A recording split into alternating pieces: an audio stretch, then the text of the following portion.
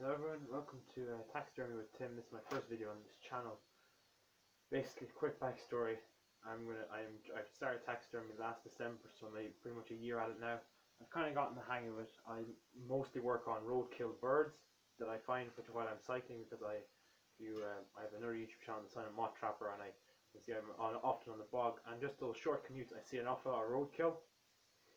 And basically I started up taxidermy, and I've taxidermied many small birds, actually on one very large bird, greater blackback gull, that was also surprisingly roadkill.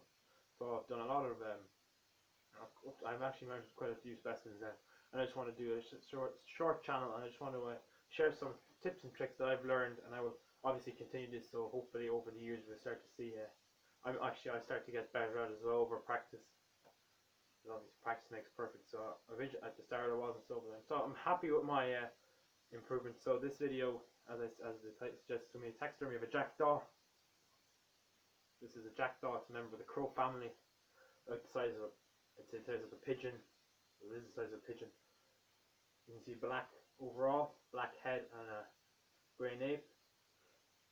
This is a western jackdaw. There is another eastern jackdaw which come here from continent in winter, and they are a blacker head, and they have more pronounced, almost like to say like a collar on them. So that's it. We're just going to get started now.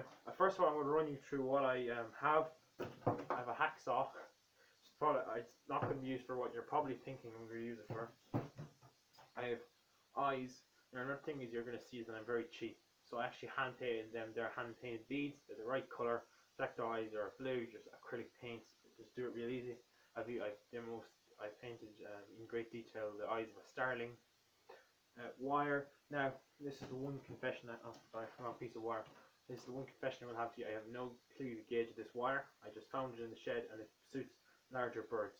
Now, there's no real way I feel of like, I just do it by what feels right. Like that just looks like it will tread, because you're gonna have to tread that up through the bird's leg, and that will. You can see that wire will tread up the bird's leg quite comfortably. It won't break the bird's leg, and it will support the bird, because those wires. This is not going to be a flying mount. This bird will be mounted standing on a piece of bark, and that will go up on a shelf, on a high shelf, sort of like the thing there behind me. So again, it needs to be a heavy wire. That there's sort of a wire I'd use for a blackbird, starling, red-winged song thrush, birds like that. Excuse me. Another thing is masking tape. That's for when you're finished taxidermying the bird, you need to stick the feathers into the right shape in order for it to dry out correctly. And what else do we have here? Scalpel, blade. I don't know where the handle off is gone. I'm not looking for it. I just want to do brick taxidermy. Snips for cutting the wire. And I also have some. Actually, this is really handy. I'm not going to be using it today, but I just want to mention it. Craft wire, really good for. I don't think I'll be using this today because I won't need it, but I will show you in future videos this. And I hope to do many of these because I do a lot of projects like this, and it would be nice to document them even for myself. And of course, if someone learns something from it, isn't that great too? Because that's exactly how I learned taxidermy, is off YouTube, so it definitely can be learned. So that's enough for me. Also forgot other things. Needle, fishing line. You can use thread. I'm not gonna lie, thread is better in my opinion. It's softer and it's easier, but fishing line is what I have today, so that's what I'm using today. The most important thing I actually forgot to mention. Borax, you can't do it, you probably can. Borax, you can't do it without borax. You can use other things, but borax is the most needed thing. And a block of blue styrofoam. This is not the stuff, this is the stuff with small little. There's no holes in this. There's no little, you know the white stuff that you get and you smash up and little white little thingies go everywhere. That's really bad for taxidermy, because when you try and wire it, it all falls apart. I have mounted birds over it, but it's really bad, so I would never recommend it. This blue stuff is great. Also the insulation that goes into attics. You know there's a piece in here somewhere. Yeah. This is kind of stripped up, but this stuff here, and usually there's like a silver tape on either side of it like that. And it goes into attics. That's really good. These are my two best choices, but I got a sheet of this now, so I'm going to be using this. So first things first, I'm going to take it down to where I'm working. This is not possible, maybe. Now, so first things first, when you get the bird, is you'll just gently peel back the breast feathers like so. This is also a roadkill bird, by the way. Oh yeah, Jesus.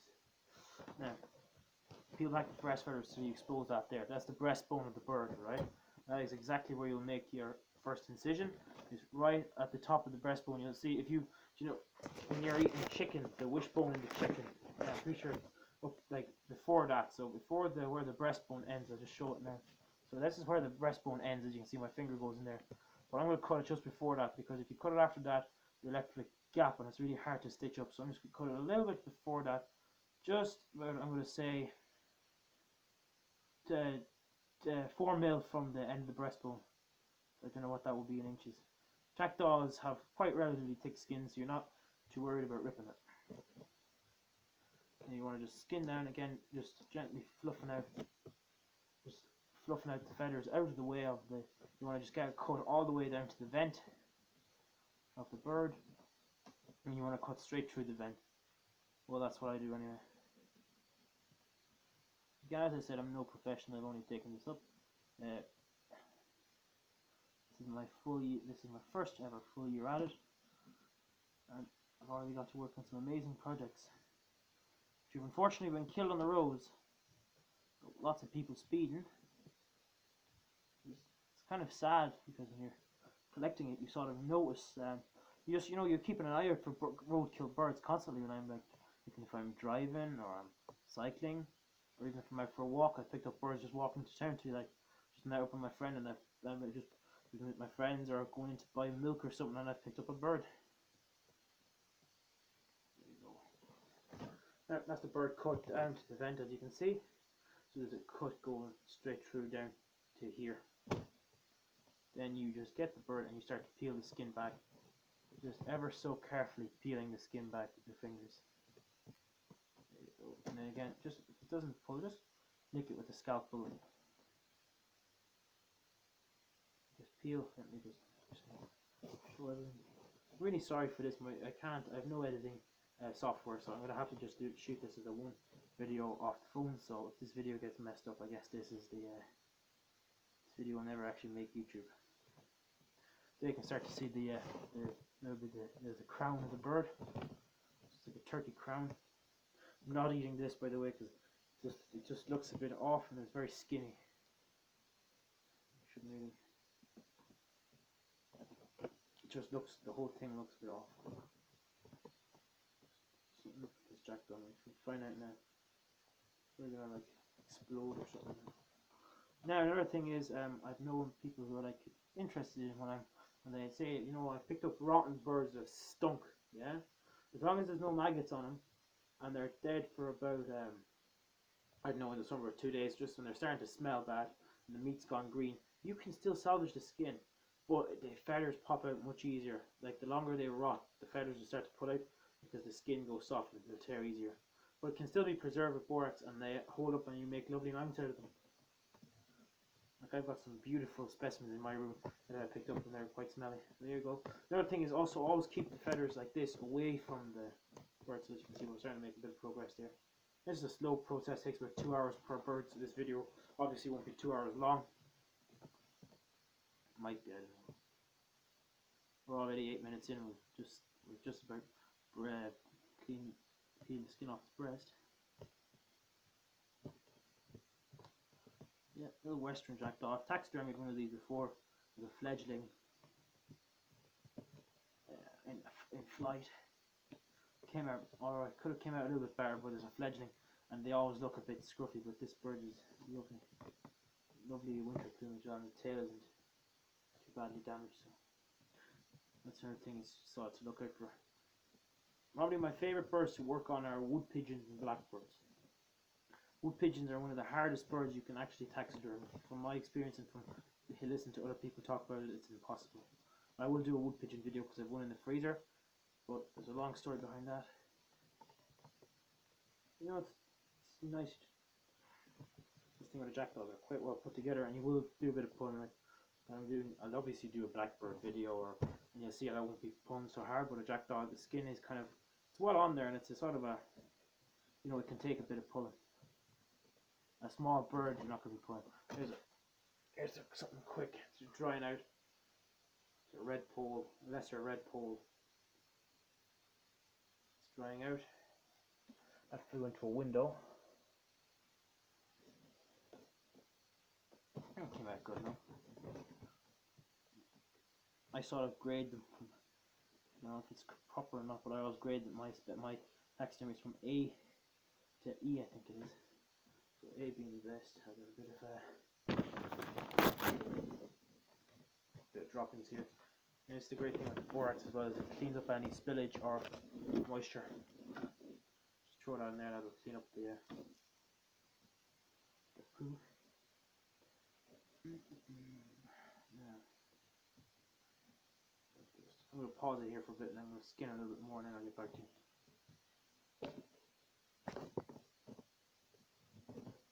Now when you get to the knee, so this is the bird skin out, and that's its basically its knee joint. Now I do this very differently too. I've seen a lot of other people, they just skin it right down to the ankle. I find there's a chance you can rip the bird's skin, especially if it's a real thin skinned bird. So I find the best way of doing that is if you can cut the drumstick. There's your drumstick there. You can get the scalpel and just underneath that, just making sure you don't damage the skin. Just cut up. Right? Just cut out the drumstick. Of course, you can do this with snips and the wire cutters, but I've read on some forums that some people they find the sound of bones crunching really terrible. I obviously don't, but that's why I'm going to take great care in my videos not to crunch any bones, because oftentimes, you know, I'm going to admit I have snapped them with my hands before, so I'm not going to do that. And if anyone wants, okay, there's a bit of a bone snap there, but that's the drumstick. So here. So this will, you can just pull this up real quick like that, and you'll quickly see that it'll start to. You can see there's a bit of meat there, and you can cut ever so carefully. Just cut with your scalpel. Again, careful not to cut yourself as well, because this isn't rotten, but especially if it's a rotten animal, you do not want. Well, you still don't want to become blood buddies with a jackdaw. Blood brothers, or whatever it is. With a jackdaw. So, you know. Just try and keep yourself as a. So, there you go. That's what happens when you cut the drumstick off. You can pull the leg. So, this is here, I have the leg in my hand here. Pull that through, there's your leg. And this here is the main part of the leg. And you can skin this down. That, and just keep skinning it. And skinning it. And that's why I said the jackdaw is kind of well put together. Just a bit of pressure, and it will sort of, the whole bird will eventually ease out the skin. I'll skin it around now, skin it around the back. So skin the tail. The tail I always find the tail I find quite tricky. Jackdaws very. Be careful not to rip anything, because you do not want to obviously damage yours. Obtain a wonderful specimen like this and then damage it. You know, the most tragic thing you could obviously do. So what I like to do is you're going to see this, I'm quite a fan of cutting things off and then coming back to them later. It's just my way of doing it. Everyone does things differently. I find it works better. It's easier because you can just focus. You can just do it in little steps instead of doing it all in one big step. Especially if it's something very valuable, like say if you find a hawk or an owl on the side of the road or something like that.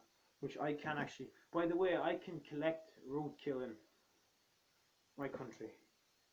And people in America, I believe, you can't collect any birds at all, except sparrows and pigeons and European style. And you can't collect any migratory birds. So don't. Is there a history behind? Can someone comment down below? Is there a history behind the Migratory Bird Act? Like, why isn't it migratory birds and specifically that are so like protected? Like I worked on 2 migratory birds in my past. Like and two of them were really unusual birds to actually work on. One was a blackcap that I found in summer, which is a little warbler that comes to my country from Africa, and it was hit by a car, and I picked it up while I was cycling. And then the other one was actually yesterday, no, it was 2 days ago. I picked up or was this? No, it was yesterday morning, yeah. And I picked it up and it hit a power line, because they fly at night, and it hit a power line, and I picked it up, and that's a species of thrush. That's in there. I might have a room I originally I breed moths. It was a hobby. Now this has become a hobby of mine as well. But I pinned, you know, when the moths they breed because they only live a short time. I pinned them. But I always had an interest in taxidermy, but I never really thought of doing it. Then I started got a friend and I became friends with someone who did it, and I was just like, you know, just interested in it, and it was just like, okay, now the final push, because I always wanted to do it, but I just didn't want, I just never got the borax. I was so true to it. Like I had birds in the freezer that I'd pick up, and then I'd feed them to the snake. I mean, I pick up roadkill birds, and if they're fresh, I feed them to the snake. Because I live in a very clean area. Of course, someone in a city, you know, you're quite commenting down below, it's a bad idea, but where I live, you can do that. You can get away with that things like. As long as they're like healthy. This jackdaw is a bit skinny, so I'd sort of be cautious of any bird that's a bit thin, or there's something funny with it. You know what I mean? Because generally a wild bird isn't skinny. They're quite plump. You'll find. What else did we get? So here you go. Actually, I cut the tail off. I don't know if I showed that or not, but I skinned down, so I'm on the second leg now. It's actually nice, this YouTube channel. I can just rant away while I'm doing this and talk to someone. By the way, comment down below, anyone who watches this, please. I want to get your feedback on this video and things I can improve, because I actually want to grow this channel out. Because look, it'd be a bit as we say over here now, it'd be a bit of crack, and it'd be a bit of fun. So that's all it will be, isn't it? Just chat around here, sit beside for something, and skin my birds. I also do fish and small mammal taxidermy to a way lesser extent than I do birds. But I have done some fish. I've done a frog. That was an interesting video. So now we get to the interesting part. Now, I actually like to hang things. This is a bit gruesome. But I would often hang that up from a rope just around the leg. I have that 20 minutes out of view, so I'll have to move my hook to here so I can.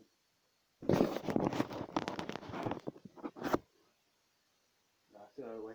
Oh, yeah, this here is how far we've gotten so far, and this is pretty much real time as well. Like, I might have paused it for like 30 seconds, but that's in 17 minutes we've got that far. See, there's the body of the bird. I have the skin is here. There's the tail. There's legs. Now I have to skin down to the wings. Now the wings are kind of challenging part, but I do them. The sitting mounts I do my own way. The wings now, and I'll show you exactly what I do. I don't do, and one thing though, I don't do anthropomorphic taxidermy. That's just the one thing. So if I mean, I let you can do it, but I just personally don't, because I generally work on wild animals, and I like to preserve, you know, wild specimens as best and as accurately as I can. Like, I've worked on domestic birds. I've worked on a golden pheasant. Again, that's a gorgeous bird, and I actually mounted that in flight. It was the first flying mount I ever did. Killed by a rat. That's another thing I've not taxidermy yet, is a rat. I'm waiting to catch a rat that has like a white patch on him or something.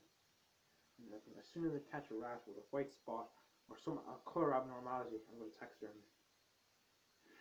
I also have a blackbird taxidermy collection of just blackbirds that I pick up on the side of the road, and it might become the biggest privately owned blackbird specimen collection in my country.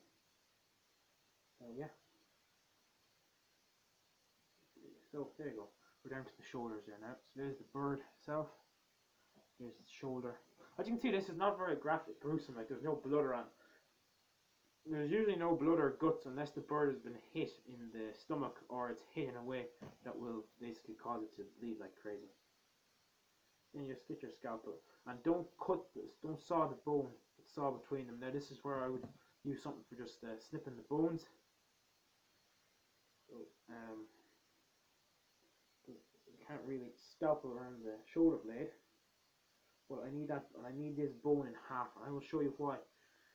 Now I have to also learn all the names of the bones. It's this bone here. So whatever this bone here is, I need to get that. I need to split that bone in half, and I will show you why in just a bit. So I'm just gonna get my snips, and you're gonna have to imagine this, because as I said, some people hate the sound of crunching bones. So look, look, this is what you do. You see the bone there? There's the wing, yeah? There's the snips, and you just go right in half, right on it.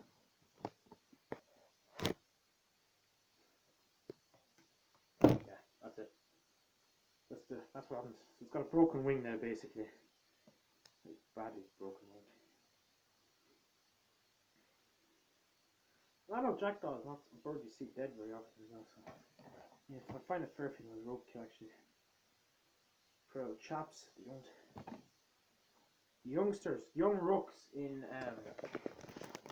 May. God, I found so many of them, and I can pull 3 to full of them, even though I haven't mounted a single one of them yet. Just going to show you the birds in a bit more detail. Yeah.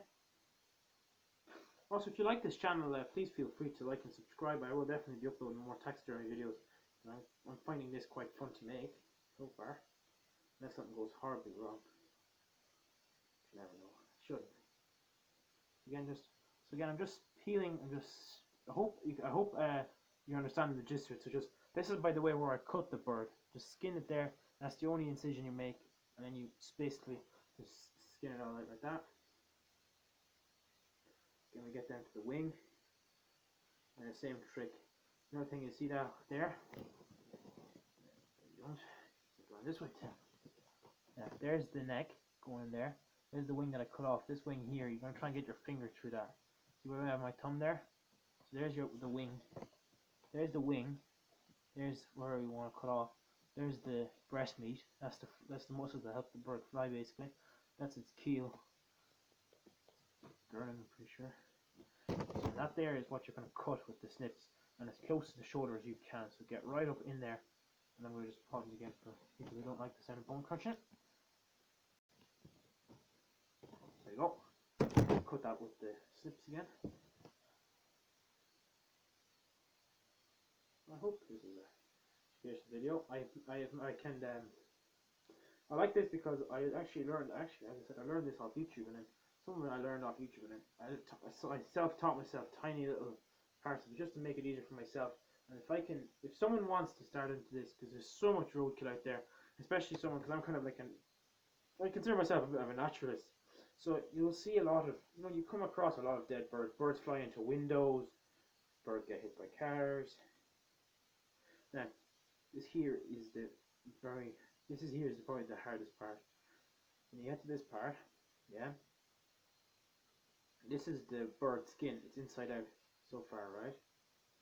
You see there's no mess really. Just the inside of the bird. The head is in here. This is the neck. You get the bird like this, and you pull the two apart, right? Really carefully, and now you want to just eat it with your finger like that because it'll start to come off. Then you'll find it'll start to stick. See the way that's not going to come? If I was to yank that, I'd rip the head straight off the bird. Then we'd have a headless jackdaw, which is not exactly what we need. So we're going to get the scalpel.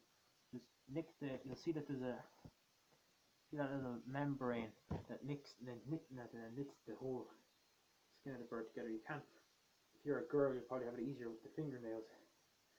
I don't think your boyfriend or girlfriend will fancy you having bird remnants underneath your fingernails. And oftentimes, if you can just free up the inside of the neck, you should be able to flip the okay, there's a lot of blood in the head now. I don't have exactly paper, so let's have it here now.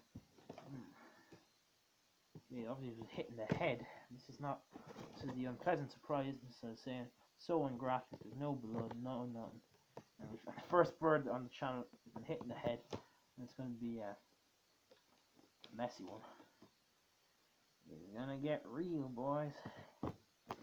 So another thing, if it's bleeding, try and hold it like this, and try and get the blood, because you do not want a blood tainted feathers. It's just going to be traced. Ripping. Should I put a disclaimer on these videos? Because someone get horrified seeing this. Look, it's your fault if you click that. If I get demonetized, I don't care. I'm only teaching people how to preserve wildlife. Jesus Christ, was hitting the head bad. At least I have a newspaper here to clean the blood off. I'm not wiping on my sleeve. Don't do that. Just don't do that. I'm starting to get fidgety now because it's not skin out. I'm afraid that the blood is going to squirt everywhere. Yeah, coming from? I don't get that. If I put a hole in the back of the head, it will all come out. Okay. Having issues getting the. I did a magpie, funnily enough, and I had the same problem with the head being. Oh no, look. Just again on a nice even pressure. See that? Sock. But there's the skull. Oh yeah, I do skull cleaning as well, but I'm not going to make a video on it because I can make a step-by-step video on it because I can't do editing. So you're just going to have to accept that, I guess. Hopefully the skull isn't smashed and it was just hit. You know, it's surprisingly how intact some birds are on the side of the road. Like sometimes you'll do a bird and you'll see very little damage. You'll just see like a bruised bit of meat or something. But obviously this bird, he's hit sideways or he hit a car. So and then see this here. That's the ear canal. So you want to cut straight through that. So you're left with a little tube like that. Same thing on the other side. If that was a smaller bird, you can just do that with your hands usually. You just rip it out and it doesn't do anything. But on a bigger bird, Jackdaw, anything I might say.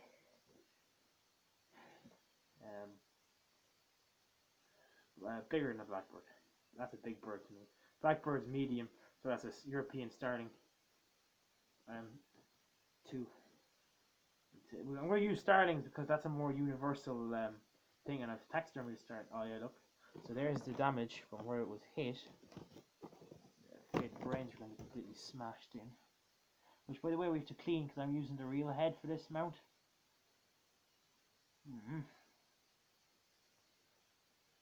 Any more damage on the skull. Very badly damaged skull. No.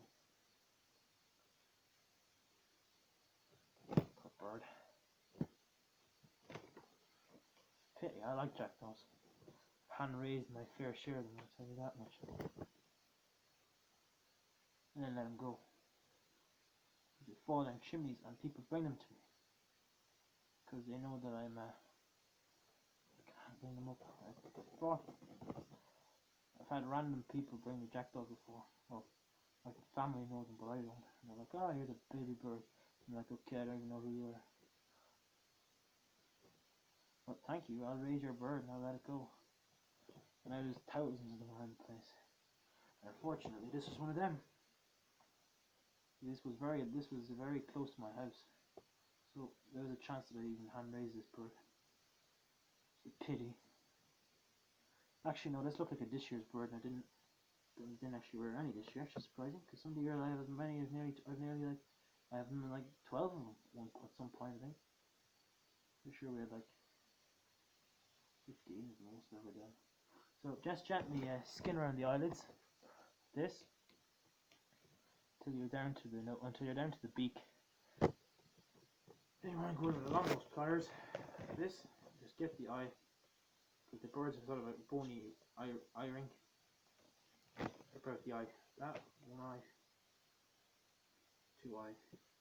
This is the only kind of graphic part of it, really. In like reality. There's a bit of damage there. The skull is broke. Take that out. Now we have to clean the head. Now this is the so you don't have to hear the. You just have to you have to cut the head off, right? Basically, scalpel, cut the back of the head in an arc like that, so you can get the brains. Here's a bit of bone crunch, but I'm sure that's minor. This is a sawing sound, not the snap noise of the leg bones. And birds also have hollow bones, because they obviously need to fly. And that's me trying to cut them. I'm just going to do it with the snips.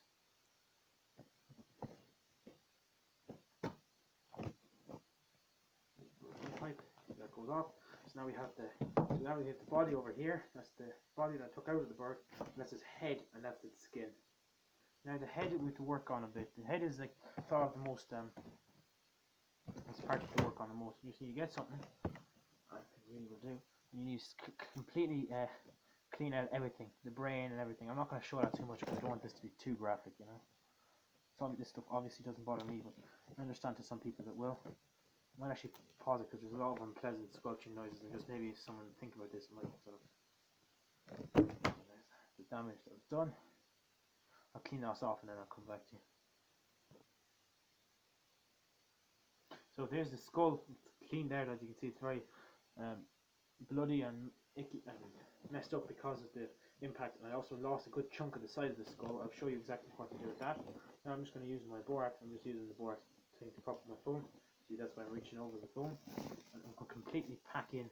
I'm actually going to put the head into the tub of borax and push it around and pack the borax into it that way, because this really will need a lot of borax because there's a lot of gunk, a lot of blood still, and that will actually dry up and preserve, believe it or not. Just from doing field trials, field trials, in shed experiments, more like, I have learned that borax, and also it helps you remove more meat. You can just shred it, even if you can just shred it up, because these kind of have a meaty head. Some birds are very unmeaty.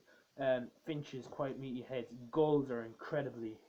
I've done 2 gulls, both roadkill, a herring gull and a great blackback gull, and their heads are it's just pure muscle. It's like a pit bull. Just to try and snap out as much of this meat as I can. It's proving rather difficult because, as I said, the head has been kind of messed up. Big time messed up by a car, which is unfortunate. And the head is kind of the part that we need to have the right shape, because that, of course, will give the bird the shape that you need. So I'm just going to completely cape the entire head with borax. There you go. There we go. So you can see now it's very different. Completely covered in borax. That will preserve now. Now for the neck, we're also going to get that. Use a bit of borax and rub it into the neck, like so. Just massage that in. Make sure it's well preserved, and that's what we're left of the skull. Not much, as you can see. Now we get our 2 artificial eyes that we created. Take a deep breath and realize that we didn't have we have a wire. That'll do for mounting the head. Alright, I bet this is a good trick as well. Use a heavier gauge wire for the neck. This is just a copper wire, it looks like actual copper wire. That'll just do. I just found it here. Not neck. The great neck.